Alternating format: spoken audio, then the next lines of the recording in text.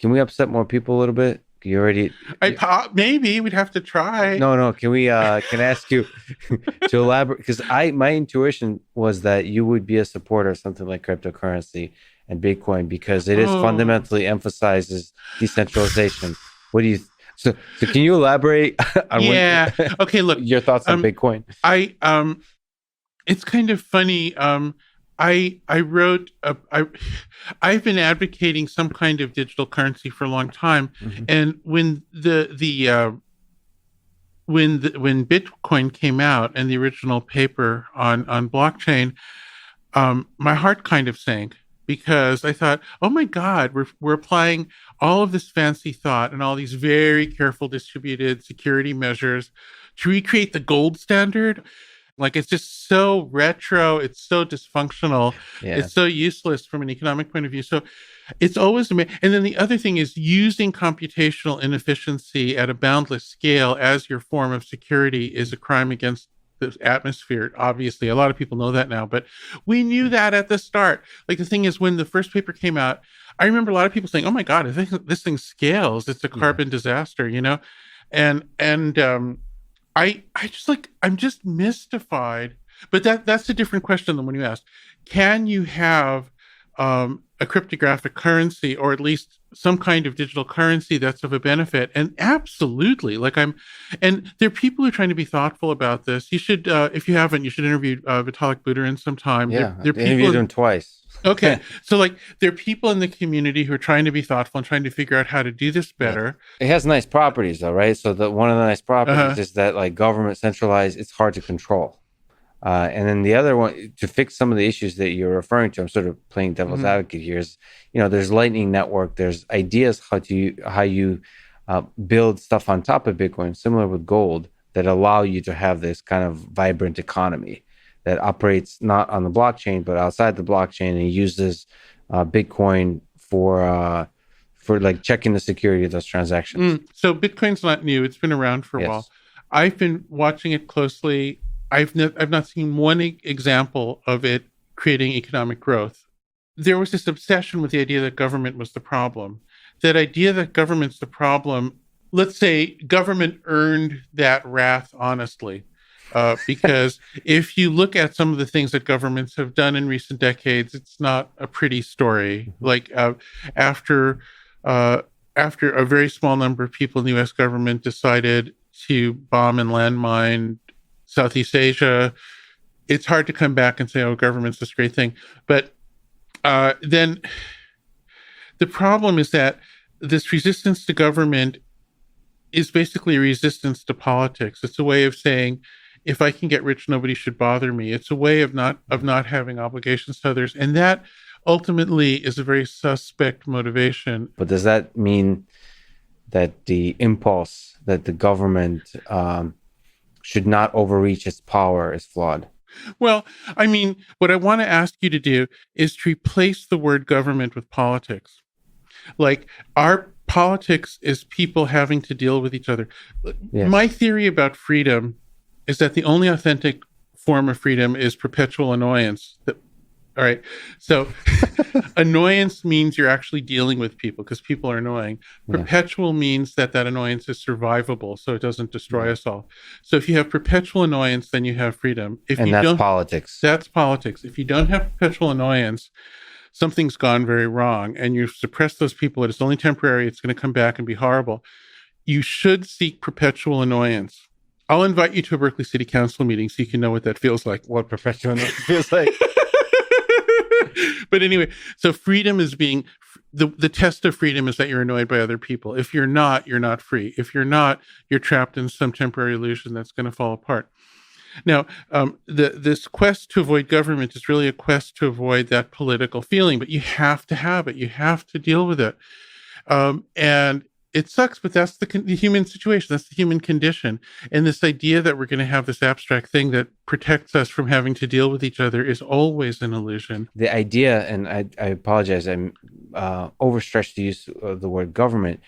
The idea is there should be some punishment from the people when a group, when a bureaucracy, when a set of people or a particular leader, like in an authoritarian regime, which more than half the world currently lives under. If you Mhm. like, if they stop representing the people, it stops being like a Berkeley meeting and starts being more like a dictatorial kind of Mhm. situation. And so the point is, it's nice to give people, the populace, in decentralized way, power to resist that kind of like government becoming over Yeah, but authoritarian. people see this idea that the problem is always the government being powerful is false. The problem can also be criminal gangs. The problem can also be weird cults. The problem can be abusive, abusive clergy. The problem can be Yeah.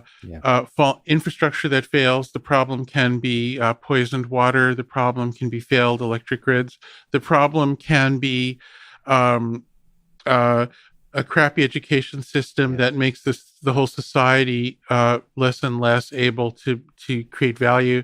There are all these other problems that are different from an overbearing government. Like you have to keep some sense of perspective and not be obsessed with only one kind of problem, because then the others will pop up. But empirically speaking, some problems are bigger than others.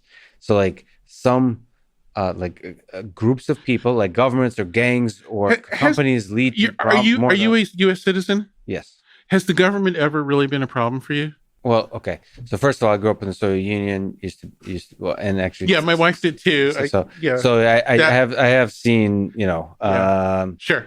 uh, and has the government bothered me? I would say that that's a really complicated question, especially because the United States is it's a special place, like a lot of other countries. My But wife's this, family were refuseniks, and so we have like a very and her dad was sent to the gulag. For what it's worth, on my father's side, all but a few were killed by a pogrom in post-Soviet pogrom in Ukraine. So so I would say, I'm because you did a yeah. little trick of eloquent trick of language, that you switched to the United States to talk about government. So I am I believe, unlike my friend Michael Malice, who's an anarchist, I believe government can do a lot of good in the world. That is exactly what you're saying, which is it's politics. The thing that Bitcoin folks and cryptocurrency folks argue is that one of the big ways that government can Uh-huh. control the populace is a centralized bank, like control the money. That was the case in the Soviet Union too. There's, inflation can really make poor people suffer.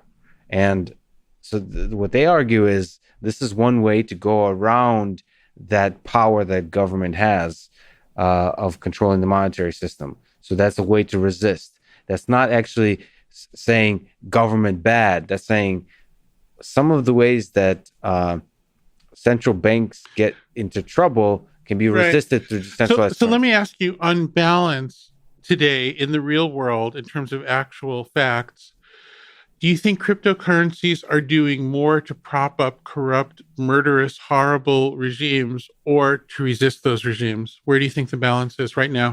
I know exactly, having talked to a lot of cryptocurrency folks, what they would tell me, right?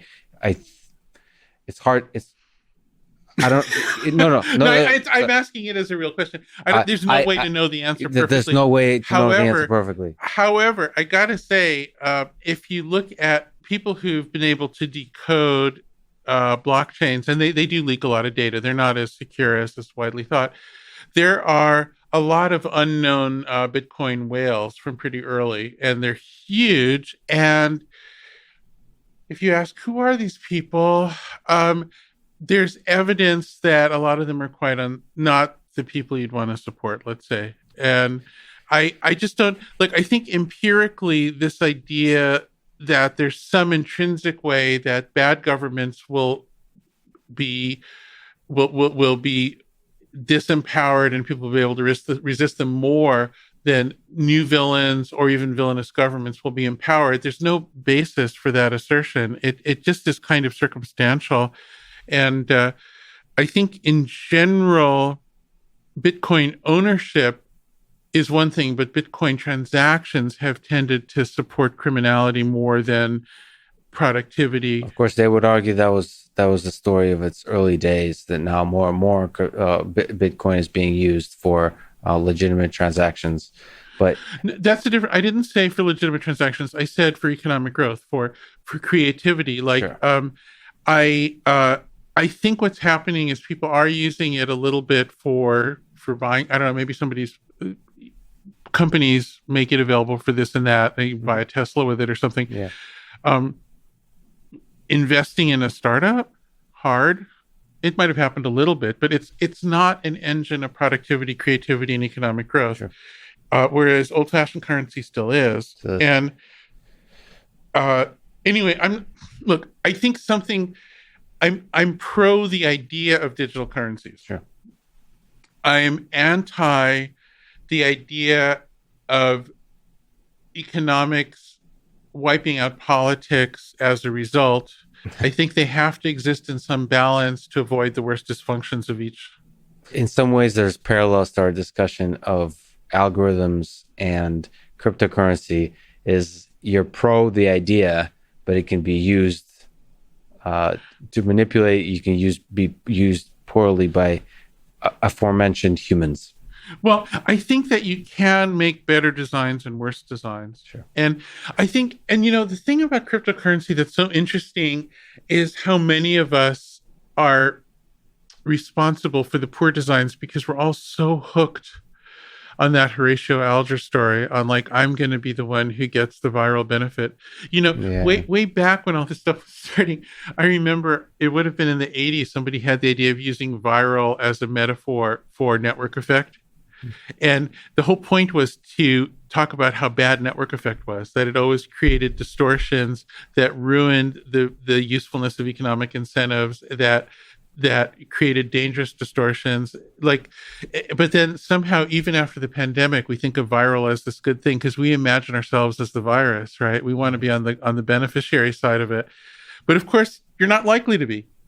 There is a sense, because money is involved, people are not reasoning clearly always, because they want to be part of that first viral wave that makes them rich, and that blinds people from their basic morality. I had an interesting conversation. I sort of feel like I should respect some people's privacy, but some of the initial people who started Bitcoin, I remember having an argument about it's intrinsically a Ponzi scheme. The early people have more than the later people.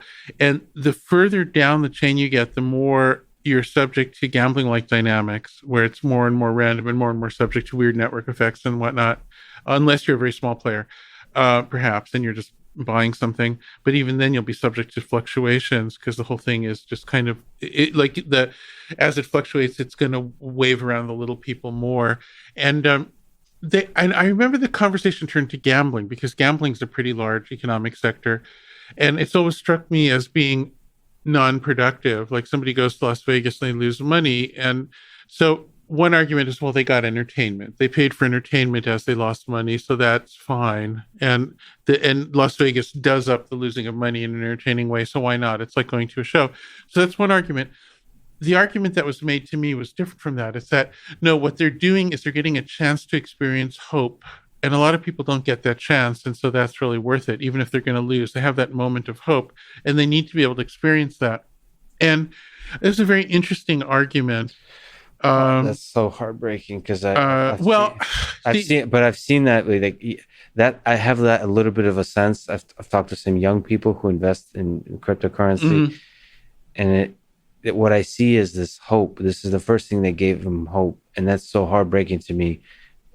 That you've gotten hope from so much is invested. It's like hope from somehow becoming rich, as opposed to something. To me, I apologize, but money is in the long term not going to be a source of that deep meaning. It's good to have enough money, but it should not be the source of hope. Mm-hmm.